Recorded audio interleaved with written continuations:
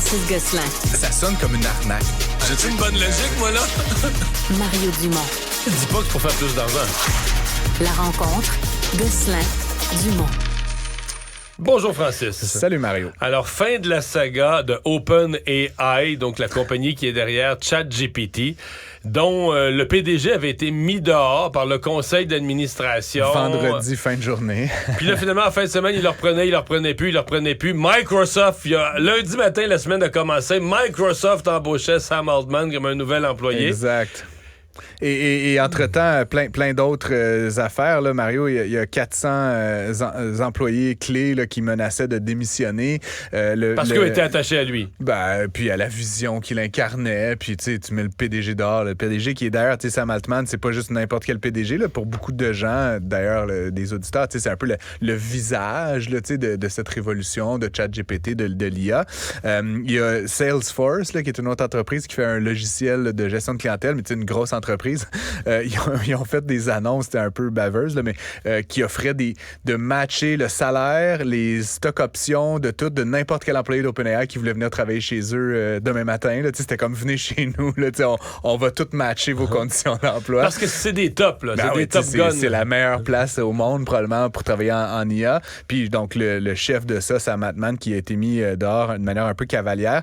Ça me fait... j'ai plusieurs... mais là, il retourne. Là, il retourne, donc c'est ce qu'on apprend aujourd'hui. Et ce qui est un peu particulier, c'est que ce que je crois comprendre, déjà, le président du conseil d'administration a démissionné parce que manifestement, il n'était pas en faveur là, de cette décision-là qui a été prise. Donc, je pense que déjà, le conseil d'administration était splitté, divisé sur cette question-là. Donc, le président avait quitté ses fonctions. Il avait d'ailleurs, lui aussi, annoncé qu'il allait probablement rejoindre les rangs de Microsoft. Là, donc, c'était vraiment deux acteurs clés.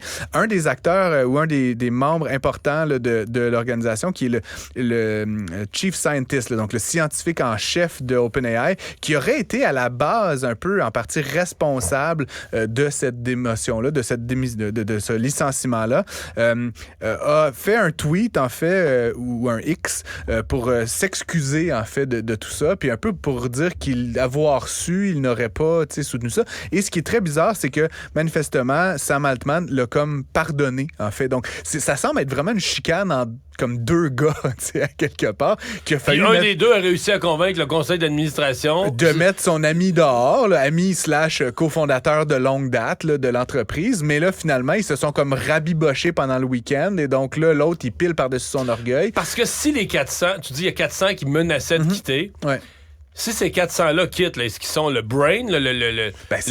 Oui, évidemment. Il n'y a plus d'OpenAI. Non, il n'y a plus d'OpenAI. Je pense que la compagnie aurait fait faillite assez rapidement. Puis il faut savoir qu'OpenAI, c'est structuré bizarrement. C'est une OBNL qui possède une incorporation, mais le conseil d'administration, c'est le conseil d'une entreprise, d'une organisation à but non lucratif. Donc, c'est un arrangement assez particulier aussi.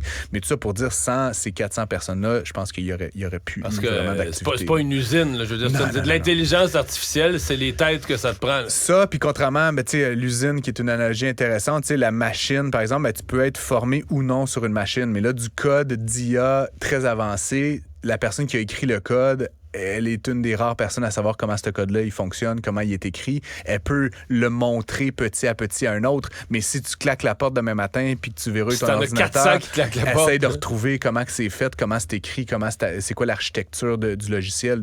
Honnêtement, c'est pratiquement impossible. Donc c'est sûr que ça aurait fait un dommage irréversible. Moi, je te dis, ça me fait penser à plein d'affaires quand même.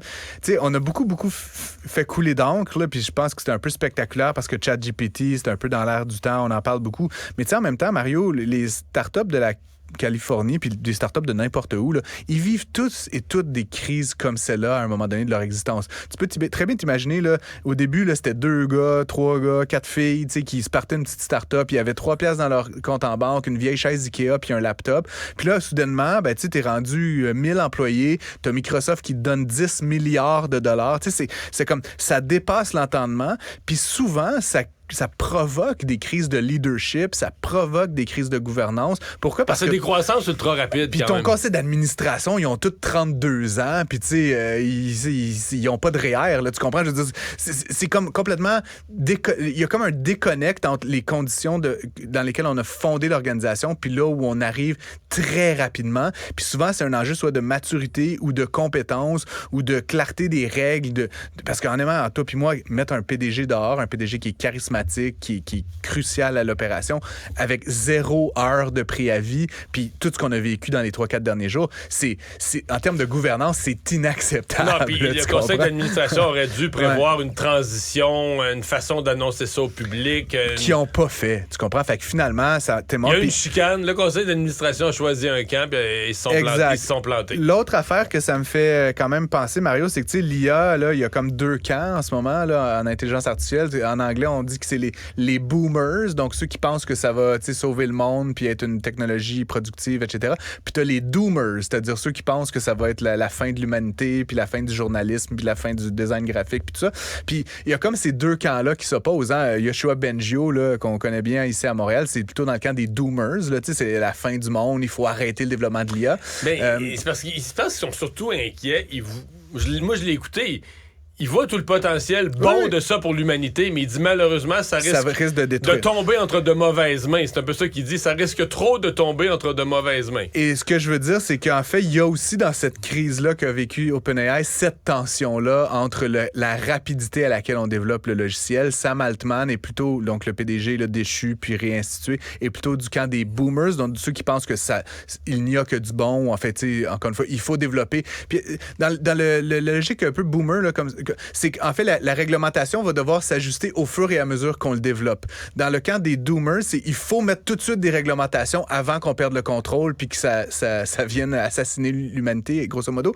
Mais dans le cas de ce que tu appelles les doomers, je vais te dire, moi, ce qui me frappe, c'est qu'ils vont dire, ben là, justement, il faudrait mettre des règles puis une éthique. Ouais. Puis pendant ce temps-là, pendant, mettons, 6 mois, 1 an, il faudrait tout arrêter le développement. Ouais. T'as-tu déjà vu ça? Est-ce que comment mettons, tu vas dire aux gens d'OpenAI, là, pendant 6 mois, faut venir au bureau, on vous donne du gâteau aux carottes, du jus, on amène des jeux de Monopoly, vous asseyez sur vos mains, mais vous programmez pas, vous faites plus avancer la science, vous réfléchissez pas à ça. Exactement. C'est impossible. C'est l'absurdité un peu de cette thèse-là, mais en même temps, si on va pas jusqu'à cet extrême-là, cette idée qu'il faut ralentir, qu'il faut mettre des balises. Et donc, pour moi, Mario, tout ça, ultimement, la question que je pose, puis qu'on va pas élucider ensemble maintenant, mais si OpenAI a un enjeu de gouvernance, c'est une entreprise. Imagine la notion de gouvernance à l'échelle de l'industrie. Il va falloir qu'à un moment donné qu'on se mette d'accord sur des règles claires, puis clairement, les acteurs en présence de l'univers de l'intelligence artificielle n'ont pas la maturité, puis n'ont pas le savoir ou le savoir-faire de gouverner cette espèce de monstre qu'ils sont en train de créer. C'est comme un peu Frankenstein, là, si tu veux, dans une certaine mesure. Puis sans avoir la maturité ni scientifique, ni humaine, dans une certaine manière, le doigté nécessaire pour vraiment mettre en place une structure de gouvernance adéquate. Donc, encore une fois, ça a fait des dérapages qui sont complètement inutiles, là, honnêtement, ce qu'on a vécu depuis 3-4 jours là, sur la place publique. Ça a amené quoi à qui? Là? C'est une gang de gamins qui se chicanent puis que ça fait la page titre du New York Times. C'est entre toi puis moi, c'est un peu disproportionné. Là, fait que ça m'inquiète dans une certaine mesure de voir qu'il y a aussi peu de maturité en termes de gouvernance par rapport à cette activité. Dans quelque chose d'aussi sensible. Exact. Un des chouchous de la pandémie sur le marché boursier québécois, c'était Marché Good Food avec ses mets livrés à la maison, ses boîtes livrées à la maison. Après ça, tu nous avais dit dans tes nouvelles, ça allait vraiment très mal, perte de clientèle, perte de croissance. Des nouvelles? Ça semble se stabiliser. Donc ça, c'est la bonne nouvelle, Mario. Grosso modo, l'entreprise Good Food, qui est vraiment le leader de marché. Hein. C'est toute une industrie. Tu as des Cookit, tu as des HelloFresh, tu as d'autres plus petites organisations dans cet univers-là. Mais Good Food, c'est vraiment le leader de marché. C'est la seule de ces acteurs-là qui est cotée en bourse au Canada. HelloFresh, c'est une entreprise allemande, là, d'ailleurs, qui est cotée en bourse là-bas, mais je suis moins l'actualité allemande ces temps-ci. Oui. Bref, Good Food a annoncé aujourd'hui, ils continuent de perdre leurs clients, mais ils en perdent moins. Donc, grosso modo, ils ont perdu environ 3000 clients dans le dernier trimestre sur 115 000. Donc, c'est une plus petite baisse. Au trimestre, le trimestre d'avant, là, en référence annuelle, ils avaient perdu comme 30 000 clients. Là, donc, la perte est moins grande. Donc, il y a une stabilisation. On voit qu'il y a une stabilisation. L'autre bonne nouvelle dans tout ça, Mario, c'est quand... Mais est-ce qu'ils font de l'argent ou ils en perdent là, sur une base d'un trimestre? Là?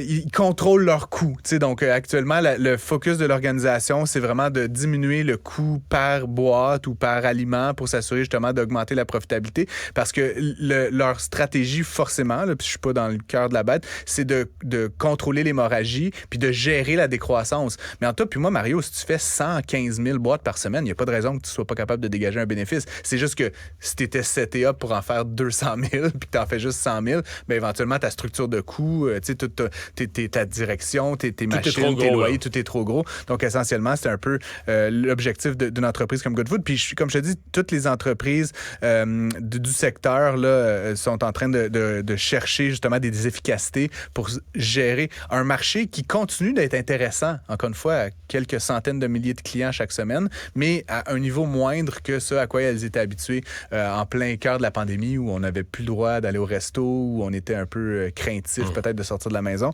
Donc, grosso modo, c'est un peu ça la stratégie. L'action de Goodfood, malgré tout, a perdu 5-6 % en bourse, mais écoute, depuis un an, là, ça a été une hécatombe. Là, elle a perdu à peu près 20 % là, depuis le début de l'année. Là, donc elle avait déjà perdu l'année d'avant. Oui, c'est ça, exactement. Là, elle avait eu un sommet à 13 $ l'action, puis actuellement, elle se transige à quelques cents. Là, donc, OK, voilà. Ça donne une idée. C'est un problème de beaucoup d'entreprises, le vol. Il y a le vol à l'étalage par des clients. Il y a un autre type de vol dont on parle peut-être moins, c'est de se faire voler par ses propres employés, là, que ce soit en manutention du stock ou peu importe, on vole du matériel. C'est le cas de la SAQ. C'est le cas de la SAQ. C'est un article de Francis Alain dans le Journal de Montréal qui a attiré mon attention. C'est quand même intéressant, les employés de la SAQ. Donc, non seulement, on le sait, là, la SAQ, je veux pas lancer des fleurs, mais ils sont bien rémunérés, là, je veux dire. Pour de la vente au détail, là, c'est parmi oui, c'est en haut du marché, là, clairement. Très en haut du marché. Ils ont plusieurs avantages, etc. C'est une belle job. Puis de voir qu'il y a des gens là-dedans qui essaient de voler des bouteilles, je trouve ça bizarre. Puis ce qu'on apprend, en fait, dans l'article... Est-ce que peut-être tu le sais pas, est-ce que c'est congédiement automatique? Ben, si tu te fais prendre, c'est sûr. Me semble. Voler ton employeur, là, je peux pas m'imaginer que tu t'en sors avec un avertissement. Au gouvernement, je m'attends à tout. Ouais, puis la SAQ, c'est un statut particulier. C'est pas le gouvernement. Là, c'est une société d'État, là, mais j'imaginerais mal, comment dire, un tireur un monteur de ligne qui vole de l'électricité puis qui garde sa job chez Hydro-Québec. En tout cas, personnellement. Ce qui est aussi un peu particulier, c'est qu'on a eu le chiffre, le score, là, mais en tout cas, le nombre de bouteilles volées par année. Là, la SAQ, suite à une demande d'accès à l'information, a envoyé le nombre de bouteilles puis la valeur des bouteilles volées depuis 10 ans. Écoute, Mario, il y a eu une année, là, je me rappelais plus de cette nouvelle-là, mais en lisant l'article de Francis, ça m'est revenu. Il y a une année où il y avait eu un groupe d'employés qui avait volé 1000 bouteilles. Et c'était quand même une grosse affaire parce que c'était des bouteilles genre à 100 $. Fait que c'était comme, ils avaient dévalisé un petit peu, si tu veux, la SAQ. Ils avaient été pris finalement. Mais là, ce qu'on apprend, c'est que l'année dernière, puis tu sais, ça, j'ai de la misère à croire ces chiffres-là. J'inviterais la SAQ peut-être à fouiller un petit peu plus profond, mais on nous fait croire qu'à l'échelle de toute la SAQ, il y a eu 4 bouteilles qui se sont fait voler. J'ai de la misère à croire ça. C'est une bonne performance. Je me demande si c'est 4 personnes différentes ou c'est la même qui a volé 4 bouteilles. Mais ce qui me choque dans tout ça, Mario, c'est que, tu sais, encore une fois, tu es un employé de la SAQ. Là. Je sais pas combien ça gagne, là, mais au moins 20$ de l'heure, peut-être 30. Bref, c'est des très bons salaires. Si je me trompe pas, il commence à 22, 21, 22. 4 bouteilles, valeur des bouteilles volées, 117 $. Donc, t'es là, t'as ta job à la SAQ, là, le cul un peu de bordé de nouilles, puis genre, tu vas voler des bouteilles à 25$. C'est comme, mais là, tant qu'à voler, genre, me semble, vol de quoi qui vaut la peine. T'sais. Je trouve ça un petit peu absurde dans une certaine mesure. Ça serait intéressant de fouiller un petit peu dans ces chiffres-là puis de poser quelques questions à la SAQ pour savoir, 4 bouteilles, c'est mais bon an, mal an, c'est quoi? Parce que tu dis la dernière année, presque rien, mais c'est bon an, mal an, c'est... Ça varie énormément entre, c'est ça, là, des années 4, 5, 6 bouteilles à 50, 30, 50. Puis là, il y a cette année-là, 2021, 2022, il y a eu comme un vol de 1000 bouteilles. Puis étrangement, c'est 1000, 000. Il n'y a eu aucun autre vol cette année-là. Pas 1003, là. Ça semble être des chiffres qui sont un petit peu trop beaux pour être vrais, là, mais encore une fois, je veux pas faire mon prophète de malheur, mais je pense que la SAQ pourrait peut-être embaucher un indépendant pour faire évaluer le nombre de vols dans ces succursales. Merci, Francis. J'en prie. À demain. Écoutez Francis Gosselin à l'animation du balado Prends pas ça pour du cash. Disponible en tout temps sur l'application et le site cubradio.ca.